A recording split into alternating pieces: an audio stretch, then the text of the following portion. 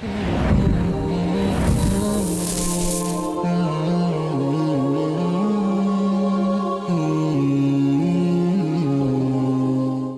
الله الرحمن الرحيم والحمد لله رب العالمين وصلوات ربي وسلامه على أشرف الأنبياء والمرسلين ولا حول ولا قوة إلا بالله العلي العظيم وبعد.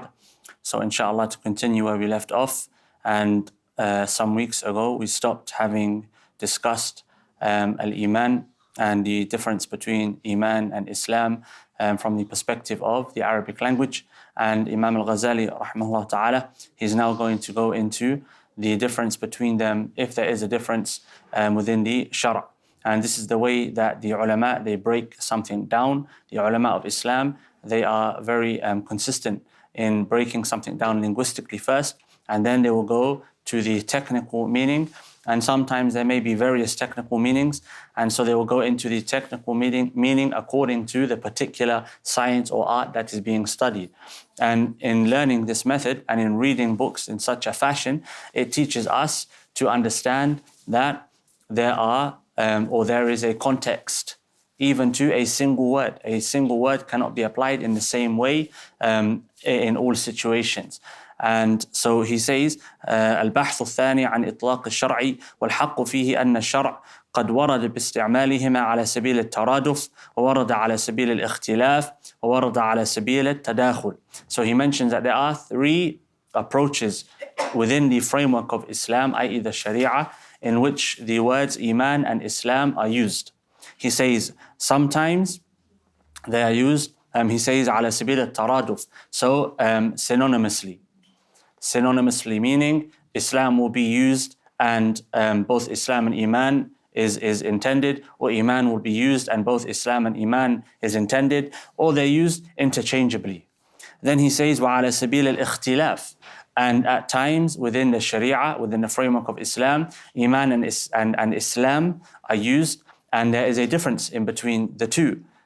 The Sharia specifies Iman for something and specifies Islam for something.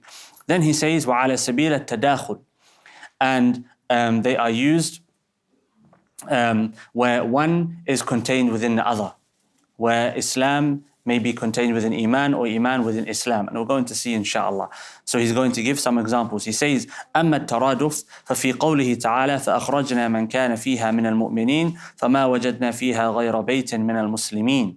So he says, Allah subhanahu wa ta'ala says فأخرجنا من كان فيها من المؤمنين. When speaking about a particular قرية, Allah subhanahu wa ta'ala, he informs us that the believers were taken out from that particular place. فما وجدنا فيها غير بيت من المسلمين. But only a single household was found to be from, Allah subhanahu wa ta'ala at first said al-mu'mineen, and then in the following verse said من المسلمين. So the words are used synonymously. Muslimin is used to specify mu'mineen. Yeah, so Islam and Iman, and the mu'mineen, of course, coming from Iman. Muslimin coming from Islam. So Allah subhanahu wa ta'ala uses the two words, but to intend to mean the same thing. Then he says, وَلَمْ يَكُنْ بِالْإِتِّفَاقِ إِلَّا بَيْتْ وَاحِدٍ. So he's giving the meaning of that. وقال تعالى يا قوم إن كنتم آمنتم بالله فعليه توكلوا إن كنتم مسلمين. So Allah subhanahu wa ta'ala then says that to a people being spoken to by their prophet, if you truly believe in Allah subhanahu wa ta'ala, then upon him have tawakkul, have reliance, if you are from the Muslims. So again, starts with mu'mineen and ends with muslimin. So they're used here interchangeably, synonymously. And then he says وأما الاختلاف فقوله تعالى قالت الأعراب آمنا قل لم تؤمنوا ولكن قولوا أسلمنا. So when the A'rab, some of those who became Muslim from the Bedouins, A'rab meaning Bedouins, those who live in the deserts, the Badia, etc., they came to the Prophet ﷺ and they said آمنا. And Allah subhanahu wa ta'ala told the Prophet to tell them, don't say that you have Iman, rather say Aslamna, say that you have Islam. So this verse tells us that there is a difference between Iman and Islam. And so you find within the Sharia that the word Iman is used to mean Islam, Islam is used to mean Iman. Likewise, we're going to see that Iman is considered to be from Islam, and Islam to be considered from Iman. We're going to see this shortly, inshallah. And it's also used within the framework of Islam, the two words, to signify a difference between the two. And there is a khilaf between these scholars about what Iman is, what Islam is, and so on and so forth. And this shows us why there is a difference of opinion, depending on the approach that you take from within the framework. And Imam al-Ghazali, rahmatullahi alayh, he's going to speak about this later, inshallah. He says, وَمَعْنَاهُ, i.e. the verse, قالت الأعراب آمنا قل لم تؤمنوا ولكن قولوا أسلمنا. He says, وَمَعْنَاهُ استسلمنا في الظاهر. فأراد بالإيمان هنا التصديق بالقلب فقط وبالإسلام الاستسلام ظاهرا باللسان والجوارح. So he says the meaning here is that to those who came from the desert area, the Arab, you have submitted. You've submitted. He's saying you've submitted with your limbs and with your statement. But as for Iman, he's saying here Iman refers to at-tasdiq. So true belief. We used a particular word previously. It slipped my mind now. Then he says, وفي حديث جبريل لما سأله عن الإيمان فقال. So now he's going to give us another example of where Islam and Iman are used separately. And this hadith is very, very important. This hadith included by Imam al-Nawawi, rahimahullah ta'ala, in his Arba'een. And it's a hadith which is of great significance. Why? Because it breaks down what a person needs in order to be a sound Muslim. He says, when Jibreel alayhi salam came to him and asked him about Iman, أن تؤمن بالله وملائكته وكتبه ورسله واليوم الآخر وبالبعث بعد الموت بالحساب والقدر أو بالقدر خيره وشره. And there are variations of the same hadith that mean the same thing. He mentioned the pillars of Iman, basically. When asked about Iman, he mentioned the pillars of Iman. Now the pillars of Iman, if you have belief in them, where is that belief going to be found? It's going to be found in the heart. It's going to be found in the heart. And then he says, فقال فما الإسلام فأجاب بذكر الخصال الخمس. He says, and when he was questioned about Islam, he mentioned the 5 pillars. He says, فعبر بالإسلام عن تسليم الظاهر بالقول والعمل. So the Prophet ﷺ expressed Islam as being submission to Allah subhanahu wa ta'ala through statement and action. So he differentiated. Iman is what? Submission to Allah subhanahu wa ta'ala with the heart, i.e. to believe, to have conviction. And the Islam is mentioned to be what? Submission to Allah subhanahu wa ta'ala through statement and action of the limb. He says, وَأَمَّا التَّدَاخُلْ فَمَا رُوِيَ أَنَّهُ سُئِلَ فَقِيلَ أَيُّ الْأَعْمَالِ أَفْضَلِ. The Prophet ﷺ, as for he's saying at-tadakhul, when one is contained within the other. He says the Prophet ﷺ was asked, which action is from the best of actions? Or which action is the best action? فَقَالَ عَلَيْهِ السَّلَامُ الْإِسْلَامُ. And the Prophet ﷺ said, Islam is the best action. فَقَالَ أَيُّ الْإِسْلَامِ أَفْضَلِ. And the questioner then said, what actions of Islam are the best of actions? فَقَالَ عَلَيْهِ السَّلَامُ الْإِيمَانِ. He said Iman, so belief, conviction with the heart. So he says, وَهَذَا دَلِيلٌ عَلَى الْإِخْتِلَافِ وَعَلَى التَّدَاخُلِ. So these two ahadith and the verse that preceded it are suggestive of the difference between the two when used in the same sentence, and the fact that one can be contained within the other. Then he says, البحث الثالث عن الحكم الشرعي وللإسلام والإيمان حكمان أخروي ودنيوي. This is a very, very important section, very important. And this, perhaps if we understood this, and we look at the life of the Prophet ﷺ, and we look at the words of the fuqaha in relation to giving a hukum about one's Islam and one's Iman, etc., we would be very, very much reserved with the way that we speak about others and so on and so forth. But before we go to that, you can see Imam al-Ghazali, he has detailed various evidences, and this of course is an abridged version, as we mentioned in the previous lessons, etc. This version of Al-Ihya is abridged into 2 volumes, and you can purchase the original one now in 7 volumes or in 10 volumes or in 4 volumes, wherein the writing is extremely blocked and bunched together, etc. So this is a very abridged, and so he's giving you clear evidence to suggest that Iman and Islam mean the same thing, they mean different things, and one can be contained within the other. And the alim comes, and the alim is able to bring all of the evidences together and reconcile between them and come with a conclusion based upon the reconciliation between the various evidences which would suggest there is a difference, and so on and so forth.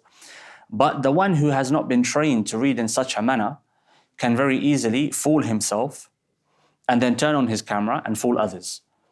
And that's why it's very important that we are careful in what we say publicly and what we say to others and what we listen to and who we take from. It's important. He says, البحث الثالث عن الحكم الشرعي وللإسلام والإيمان حكمان أخروي ودنيوي. So now we've understood what Iman means linguistically. He gave us, to be brief, it means التصديق. Iman, it means التصديق. To believe in something means to have conviction in that particular thing. And I believe we gave the example, if someone came and informed us it's raining very heavily outside, most of us, we would look for something to protect ourselves from the rain before leaving. Why? Because we have conviction in what that person is saying. And that conviction leads to action. And then he mentioned that within the shara', so within the sources of the sharia, the Quran, the Sunnah, etc., there are various examples where Islam and Iman are used synonymously, interchangeably. Islam and Iman are used differently to suggest a difference between the two. And Iman and Islam are used where one contains the other. Now he's going to give us the hukum. What's the hukum of Iman and Islam? And he then says that the hukum has to be looked at from two angles. There is a hukum dunyawi and a hukum ukhrawi. And the fuqaha, when they look at the hukum, they look at the hukum from which perspective? Dunyawi or ukhrawi? Who are the fuqaha, the scholars of fiqh? Those who formulate the legal framework of Islam. When they speak about Islam, are they speaking about the dunyawi hukum, the hukum that relates to this dunya, the ruling that relates to this dunya, or the ukhrawi ruling? Which are they talking about? I.e. the ruling that relates to the akhirah. What do you think? Dunyawi. Give me an example. Okay, so? If you said, for example, before I went to play Dhuhr, I thought I had wudu, afterwards I realized I didn't. And you might be doing Exactly, so that's a good example. So, for example, in the salah, the fuqaha, they state that a person must have wudu. It's a stipulation. The Prophet ﷺ stipulated it. In the Quran, it's stipulated. And so a person may pray dhuhr. And then a few hours later, after dhuhr has come and gone, asr has entered, maghrib has entered, he realizes or she realizes, I didn't have wudu. So they go to the Imam, the Mufti, the Sheikh, the Qadi, etc. And they say, Ya Sheikh, Ya Imam, Ya Qadi, I prayed dhuhr and I didn't have wudu. What's the ruling? The Qadi, the Imam, the Sheikh, use whichever term you like, will say to them, your salah was not valid, therefore you have to go perform your wudu and repeat the salah. Yeah? And they make up for the salah. But what about if they forgot? They didn't realize. And technically, according to the fuqaha, their salah is not valid. Why? There was no wudu. The hukum in the dunya is the invalidity of the salah. Likewise, the hukum in the dunya for someone who, even if, let's say, for example, they didn't have wudu and they prayed, the hukum in the dunya is it's not accepted. Or they missed a rukun, they missed a shart, and so on and so forth. In the dunya, we would say it's invalid. But in the akhirah, is there anyone here that can suggest whether or not it will be accepted by Allah subhanahu wa ta'ala? No, that's for Allah alone. It's for Allah alone. A person may make so many mistakes in their salah that according to the framework that we have, the salah is not accepted.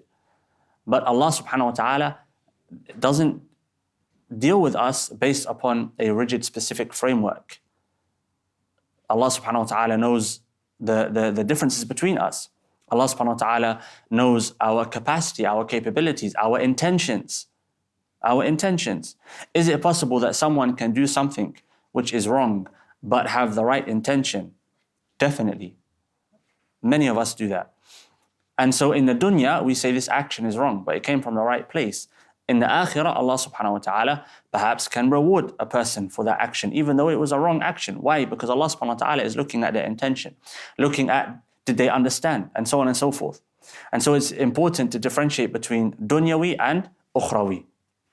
Likewise, the fuqaha, when it comes to, if we were to look at Islamic governance, the fuqaha might state that there is capital punishment for certain actions, might state that there is a very strict punishment that is in place for certain actions. That's hukum dunyawi. Hukum dunyawi.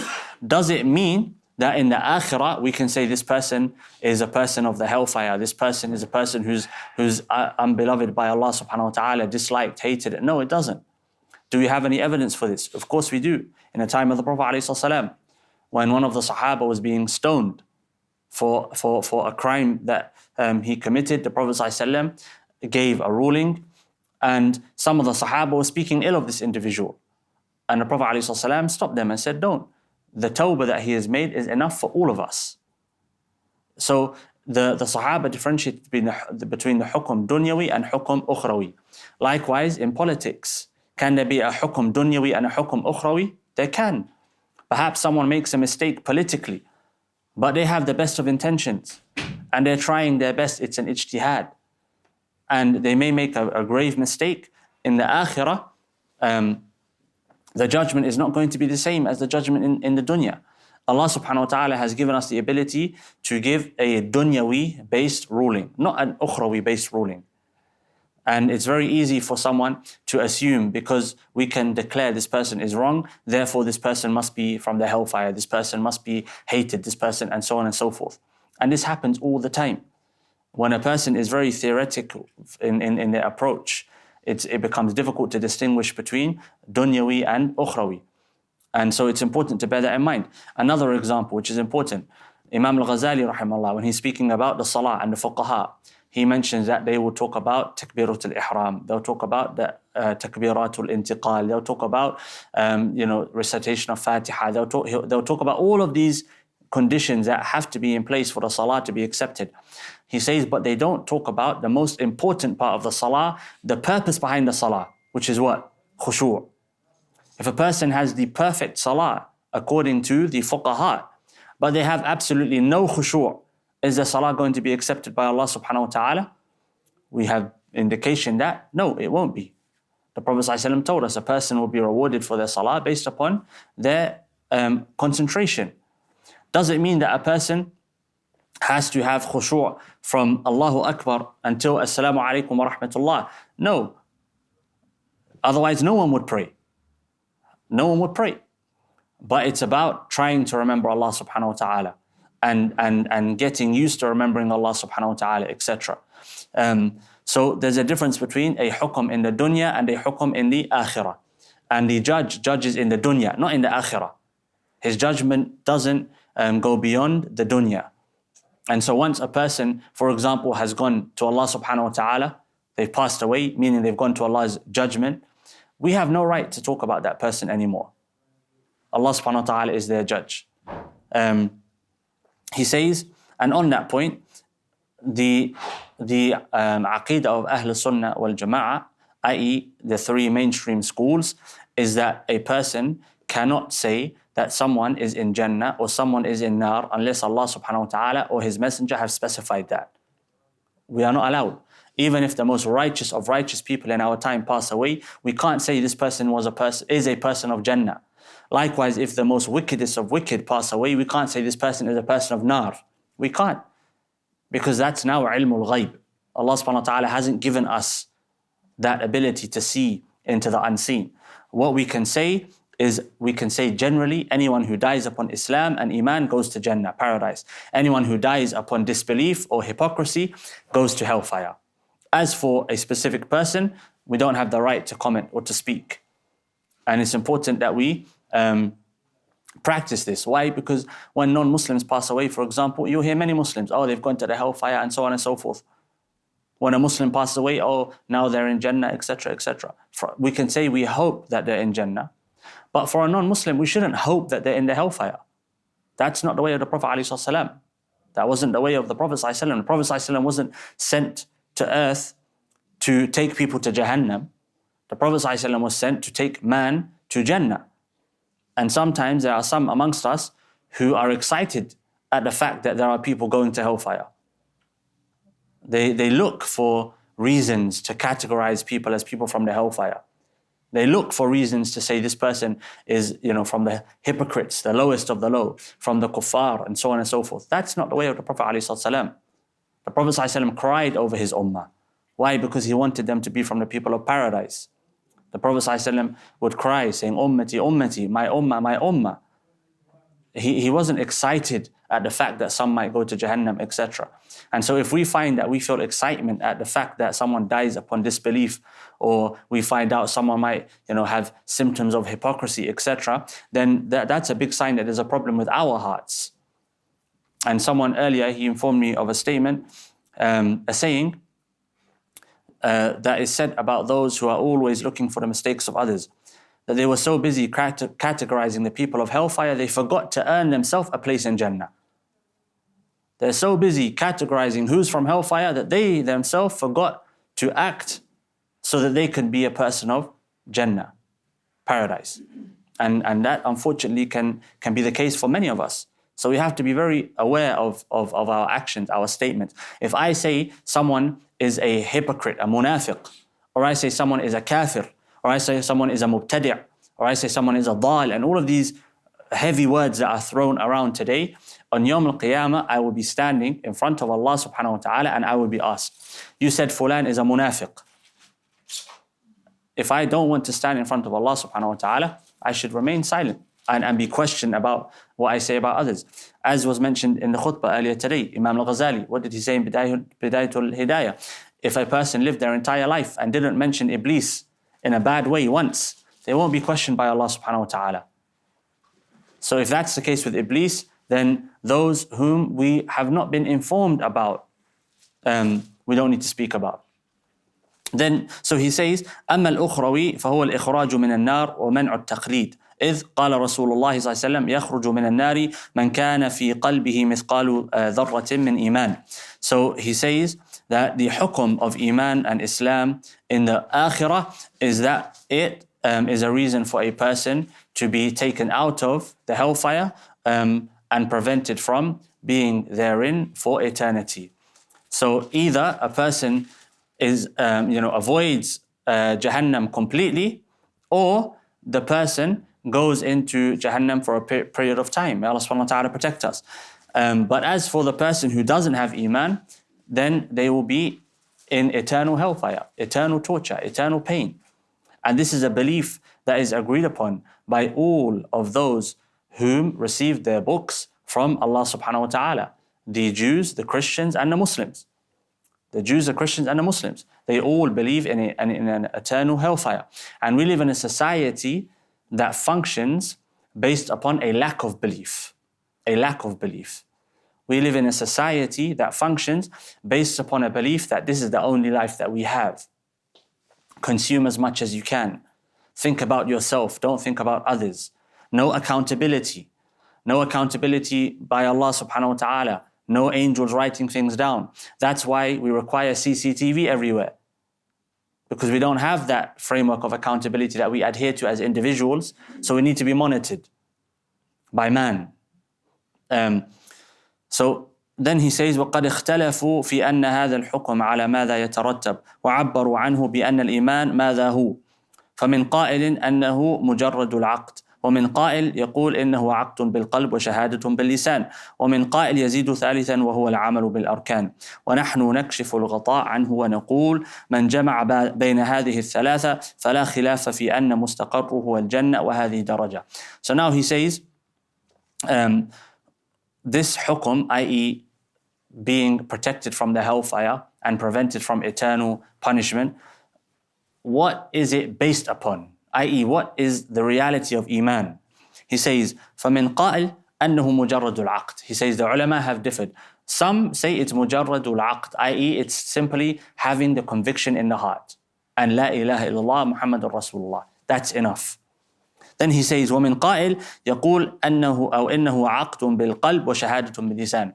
And there are those from the ulama that say it's عقد بالقلب, so it's the conviction of the heart, وشهادة باللسان, and it's the testament of that conviction with the tongue.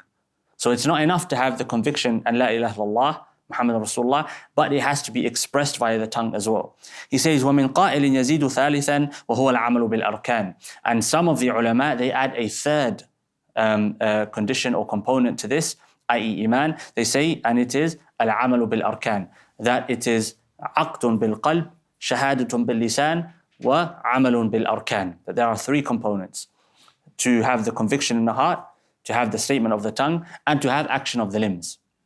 They say that this is what protects a person from hellfire, and so on and so forth. He says, so now we're going to, he says, نَكْشِفُ الْغَطَاء. So we're going to lift the veil on the reality of what is the reality, because there are three opinions. So which of these three opinions should be followed? He says, and look at the way that al-Ghazali rahimahullah, he approaches this difference of opinion. Today you'll have individuals fighting over this. You'll have individuals fighting. You'll have some saying these people are mubtadi'ah because they say this, and the others saying these people are mubtadi'ah because they say this, and so on and so forth. How does Imam al-Ghazali rahimahullah approach it? He says, simply he says, من جمع بين هذه الثلاثة فلا خلاف في أن مستقره الجنة وهذه درجة. He says, as for the one who bridges between the three, i.e. they have conviction of the heart, statement of the tongue, and action of the limb, there is no difference of opinion amongst these scholars that this person is a person of Jannah. Agreed upon. That's who we want to be. So we want to be the person who has conviction of the heart, has statement of the tongue, and who has action of the limb. And now the question, which Imam al-Ghazali rahimahullah, he doesn't address here, but he mentioned the verse previously. So how does it start? Does it start with Iman or does it start with Islam? Does Iman come first or does Islam come first? So what did Allah subhanahu wa ta'ala say to the A'rab? Don't say آمنا ولكن قولوا أسلمنا. Don't say that you have conviction, belief, Iman, but rather say you have Islam. You submitted with your tongue and with your limbs. And a person may suggest that no, Iman starts with the heart. Perhaps it's not really a major issue to discuss whether it starts with the heart or it starts with the tongue and works its way inward. But whether a person, for perhaps there's a difference, some it starts with the heart. They have a conviction, a deep conviction. And then they look for the truth and they find it. And some, they look at the signs of Allah subhanahu wa ta'ala and they submit with their tongue. There has to be one Lord. There has to be one Creator. And they submit with their limbs and slowly the Iman starts to build. Whatever the case, he's going to mention that the way to develop deep conviction and to attain light in one's heart that is unshakable and unwavering is through action. Through action. So we want to be from those who have the conviction of the heart, the statement of the tongue, and action of the limb. And what increases the conviction of the heart is the action of the limb. And the action of the limb includes the action of the tongue. The tongue can be considered from the limbs. Dhikr, for example, qira'atul Quran, salah, and so on and so forth. He says, الدرجة الثانية أن يوجد اثنان وبعض الثالث. That the second daraja, that two of the three, i.e. conviction of the heart, statement of the tongue, and are present, وبعض الثالث, and some action of the limb is present. وهو القول والعقد وبعض الأعمال. ولكن ارتكب صاحبه كبيرة. But this individual who has both conviction and statement and some action, he says ارتكب صاحبه كبيرة. This person is a person who either they have committed a major sin or they commit major sins. And he mentions something here in the unabridged version.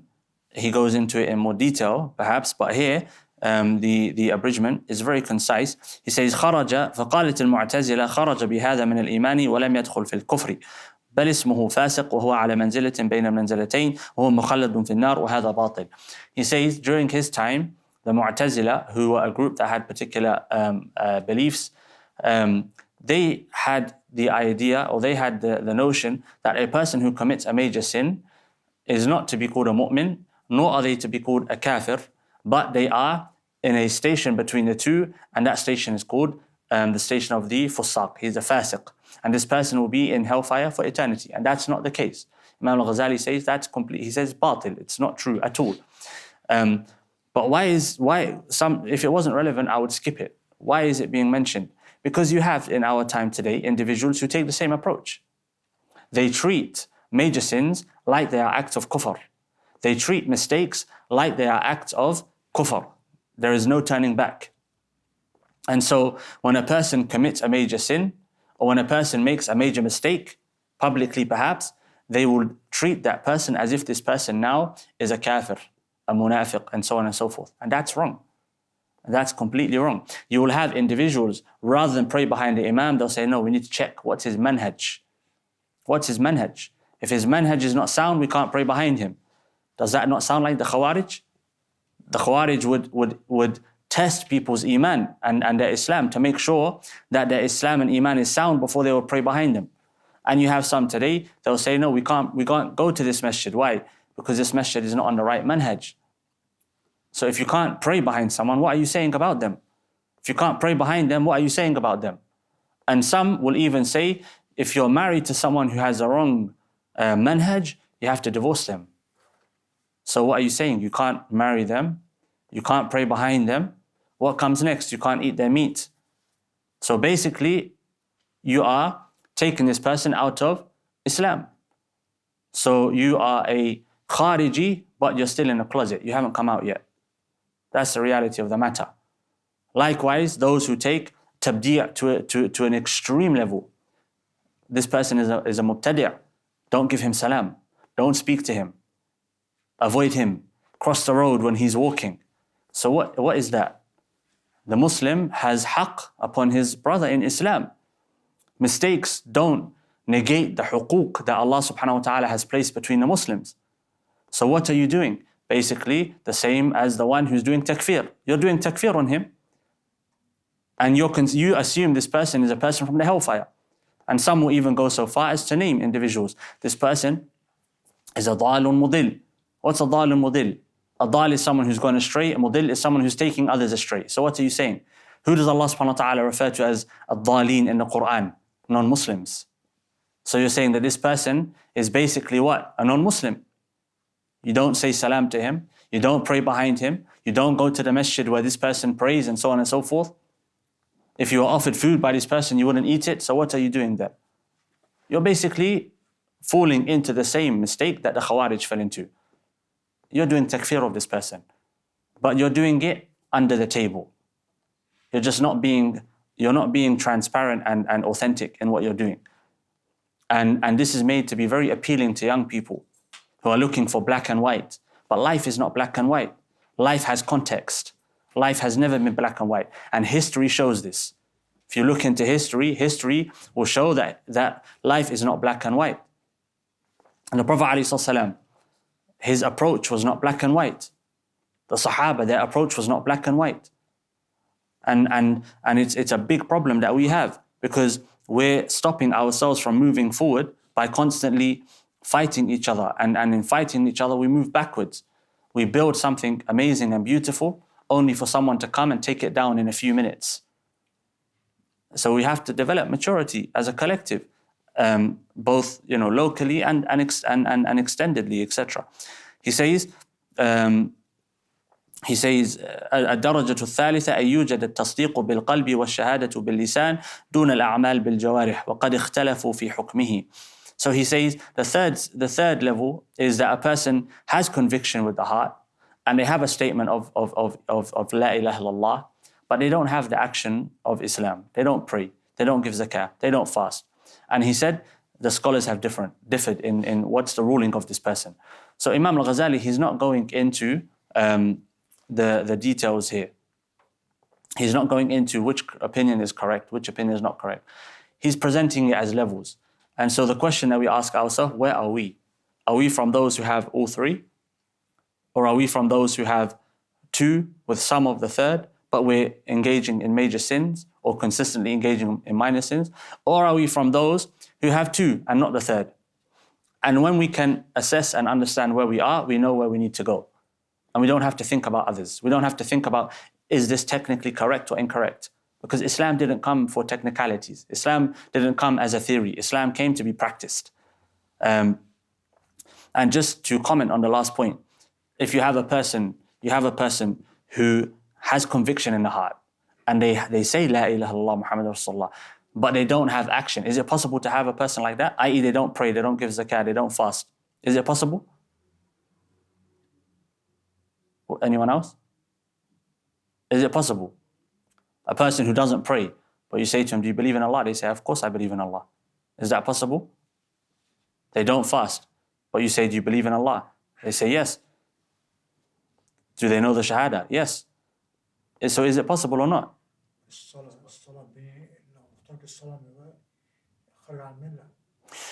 that's what I'm asking. So we have a hadith where the Prophet ﷺ said, العهد الذي بيننا وبينهم الصلاة فمن تركها فقد كفر. The Prophet ﷺ said the difference between us and them, i.e. the non-Muslims, is the prayer. So the one who leaves it, what? Is acting like the non-Muslims. But does that necessitate that he is now a non-Muslim? Can you not, if you go outside in the UK, in Europe, can you find a Muslim who doesn't pray, doesn't fast, but they have Iman? Can you find that or not? Can you find a person who doesn't fast, doesn't pray, they drink alcohol, but they have Iman? Can you find that? They take drugs, but they have Iman. Can you find that? They're committing major sins, but they have Iman. If you ask them, why are you doing this? And they'll say, I know it's wrong. I need to change. You can. Context is key. Context is key. In the UK, if you're not surrounded by Muslims, believers, if you don't live in a community where there are many Muslims, it's very easy to lose yourself and to lose your deen, your Iman. It's a reality. To lose your Islam. In a Muslim country or a majority Muslim country, because how do you define Muslim, non-Muslim, etc.? I believe we spoke about it previously. Is it the government? Is it the people? What does that mean in a globalized world, etc.? But in a land where you hear the adhan 5 times a day, where you see individuals going to the masjid 5 times a day, wherever you are, even if it's not all people, where you see some shops are shutting for salah and so on and so forth. In a land where during Ramadan everything stops. There's a big difference between a land like that and a land where life continues, whether you're praying, you're fasting. There's a big difference. Context is key. And that context is why we have to be very careful. We cannot read the rulings of ulama living under Muslim rule 300, 400, 500 years ago and apply them directly into our context. We can't. We have to understand the context that we're living in. And that's one of the main conditions for a person, a mufti, is to know halul mustafti, al-ilmu bihalil mustafti, to have understanding of the one who's asking and their situation. Because the answer is dependent upon the situation of the one who's asking. The example that has been given many times before, if you have 2 individuals and you're making tea for both of them, and you put 2 heaped teaspoons or tablespoons of sugar into both cups and serve to both people, are you being fair? Are you being fair? You think so? But what if it turns out one has diabetes? Then you're not being fair, because you didn't ask. You have to know the situation of the one that you're serving, you're dealing with. If someone comes to a person and asks and says, Ya Shaykh, I perform my wudu, but I have doubt now. Just before salah, shall I go back? Okay, so you say yes. Then he goes back and you realize he's now doing his wudu for 30 minutes. Why? Because this person has an OCD. You didn't ask. So now what have you done? You've caused a big problem now. You've caused a problem. Because you didn't realize the situation of the one that's asking. Someone comes to you and you don't know what their mental state is like. And they say, Ya Shaykh, I committed a major sin yesterday. If you start shouting at them and you think, you know what, this person needs to be warned. If I shout at this person, it's going to shake them and they won't do it again. And this person is already feeling mentally extremely low, emotionally very vulnerable, and you shout at them and you give them an emotional beating. that person can go home potentially and you've put them in a very vulnerable and dangerous situation. Potentially, you can lead them to suicidal thoughts. Suicidal thoughts, based upon the way that you speak to them about a matter in Islam. This is a reality that we're dealing with. So knowing the context is extremely important. And it's one of the problems of online lessons. When a lesson is uploaded, the lesson has been delivered to a particular audience, a particular culture, a particular way of thinking, a particular language. There are words that are used in English in the UK that are used differently in America, in Australia, in Europe, and so on and so forth. And of course, we develop an awareness of the way that those words are used because we become globalized. But the context is a different context.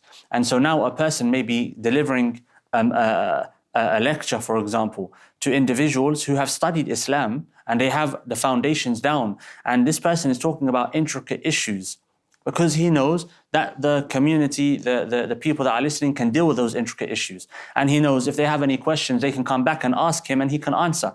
But what happens when you upload that lecture online and those who are listening don't have anyone to refer to when they have questions? Especially if it's in theology. In theology, everything you say is something that you're not saying, and everything that you don't say is something that you're potentially saying. When you say something, you're saying 10 or 20 other things with that. For example, if I say there's a glass on a table, I'm also saying that the glass is dependent upon the table. If I remove the table, the glass will fall. I'm saying that beneath the table there's ground. I'm suggesting that above the glass there's space and air. And minds work in different ways.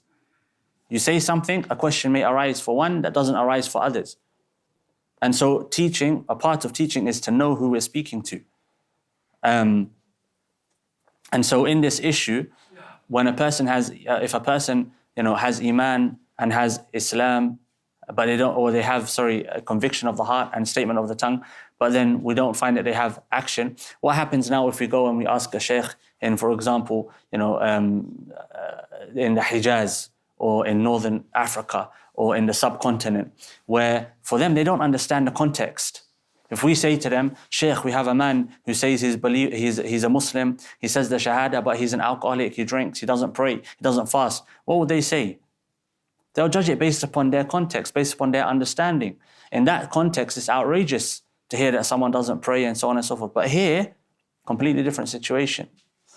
Then he says الدرجة الرابعة أن يقول باللسان لا إله إلا الله محمد رسول الله ولكن لم يصدق بقلبه فلا نشك في أن هذا في حكم الآخرة من الكفار وأنه مخلد في النار ولا نشك في أنه في حكم الدنيا الذي يتعلق بالأئمة والولاة من المسلمين. So now is the opposite. The opposite. He says the fourth situation, the fourth station or level, someone who says La ilaha illallah Muhammadan Rasulullah bil lisan, with their tongue, but they have no conviction. It's simply a statement. It's like saying the sky is purple but knowing the sky is blue. No conviction, no action. He says there's no doubt in the akhirah this person is what? From the kuffar, i.e. in the hellfire.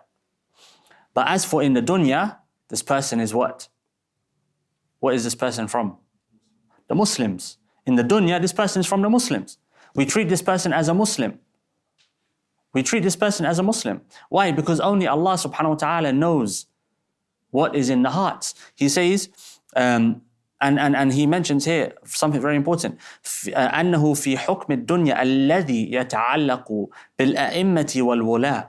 He says in the hukum in the dunya, the ruling that this person takes in the dunya, which is related to who? The ruling is to be given and relates to who? The imams, i.e. the rulers, and those who they elect and select as judges. I.e. it's not for us. It's not for the lay people. It's not for imams in masajid to stand up on a minbar and say this person is a kafir, this person is a munafiq, this person. That's not the imam's job. It doesn't matter how learned a person is. That's not his job. It's the job of who? The Imam al-A'zam, the Khalifa, and those who the Khalifa elects. In our time today, do we have a Khalifa? We don't have a Khalifa. We don't have a Khalifa. For example, perhaps in the Hijazi region, in Northern African regions, etc., there is a ruler, and that ruler elects particular judges and so on and so forth. Perhaps we can suggest that this falls into the jurisdiction of such judges in their countries and lands. As for in Europe, we don't have this. And that's a problem. The fact that we don't have a centralized body, and it's something that we need to work toward, etc. What would that look like? Allah knows best. But it's important to realize the point in it being mentioned, it's not our job. It's not our job. So if you hear someone say, this person is a munafiq, you should say, brother, fear Allah. Sister, fear Allah. If you hear someone say, this person is a kafir, and they're a Muslim, you should say, brother, fear Allah. Sister, fear Allah. If you hear someone say anything lesser than that, this person is a mubtadi', ask them, show me your shahada from Allah subhanahu wa ta'ala that has given you the right to make and pass such judgments. Allah subhanahu wa ta'ala has not given any of us jurisdiction over the status, the iman, the kufr of others. And he's saying here that the one who says, La ilaha illallah Muhammad Rasulullah, but la yusaddiqu qalbu, his heart doesn't have conviction in that. In the dunya, he's Muslim. In the akhirah, kafir. But we don't know that. What does he say? He says, لِأَنَّ قَلْبُهُ لَا يُطْلَعْ عَلَيْهِ. His heart is not going to be seen by anyone. ولذلك كان حذيفة رضي الله تعالى عنه لا يحضر جنازة من يموت من المنافقين. Hudhayfa was informed رضي الله تعالى عنه by the Prophet ﷺ of the names of the munafiqeen. And there were some individuals, he wouldn't attend their janazah. And this would give indication to Umar, as he says, وعمر رضي الله تعالى عنه كان يراعي ذلك منه فلا يحضر إذا لم يحضر حذيفة رضي الله تعالى عنه. And Umar, he used to look to Hudhayfa. If Hudhayfa didn't attend the janazah of an individual, Umar would not attend. Why? Because this would be suggestive from Hudhayfa that this person is from the munafiqeen. And Hudhayfa didn't inform anyone of this. He didn't inform anyone of this list of names. And Umar approached him and asked him, tell me the names. He said, no, the Prophet ﷺ gave these to me secretly and amana, and I'm not going to break that trust. And Umar, he asked him, he said, at least tell me, am I from the munafiqeen? Look, Umar, he was busy with himself. He was concerned for himself. As we mentioned earlier, al-Ajurri rahimahullah ta'ala, the famous Hanbali scholar, he said, شَغَلَتْنِي عُيُوبِي عَنْ عُيُوبِ النَّاسِ. That my deficiencies and my shortcomings have busied me from noticing the shortcomings and the deficiencies of others. And the statement we mentioned earlier, a person was so busy looking for the people of hellfire that they themselves forgot to work so that they can be from the people of Jannah. And it's very easy to fall into. Then he says, al-mas'alatu al-thaniyah, and we're going to just conclude with this statement and we'll go into it in detail next week, inshallah. He says, al-Ghazali rahimahullah, اتفق السلف على أن الإيمان يزيد وينقص. يزيد بالطاعة وينقص بالمعصية فإذا كان التصديق هو الإيمان فلا يتصور فيه زيادة ولا نقصان. So he's going to go into as we mentioned, he mentioned the difference of opinion in relation to Iman. Is it tasdiq? Is it tasdiq qawl and amal? Is it the two, etc.? But he's saying here, look, the Salaf were in agreement. And who are the Salaf? The first few generations of Islam. They were in agreement that Iman increases with ta'ah and decreases with ma'asiyah. As we said earlier, if a person wants to increase their Iman, what should they do? Worship, read the Quran, engage in dhikr. And for a person to read the Quran for 10 minutes is far better than speaking about others for 10 minutes. That's going to benefit him in the akhirah. As for speaking about others, it's not going to benefit him. And the hadith that we mentioned earlier, where the Prophet ﷺ was asked about Iman and Islam, the third thing he was asked about was ihsan. And the ulama from them, and Nawawi rahimahullah, they give this hadith significance. Why? Because in order for a person to have sound Islam, all three are necessary. Islam, which they say is al-a'malu bil-jawarih, Iman, bil-qalb, and ihsan, which is muraqabah. And you have those who have one of the two, or one of the three, or two of the three, and it causes problems. The one who has ihsan, muraqabah, suluk without Islam and Iman, i.e. fiqh and aqidah, they have problems. The one who has fiqh and aqidah without suluk, ihsan, etc., they have problems. And so it's important to have a balanced approach to practicing the deen of Allah subhanahu wa ta'ala. Working on the heart, working on the action of the limbs, working on the framework of belief, al-aqidah, etc. So we'll conclude with that, inshaAllah. Wa sallallahu ala Sayyidina Muhammad.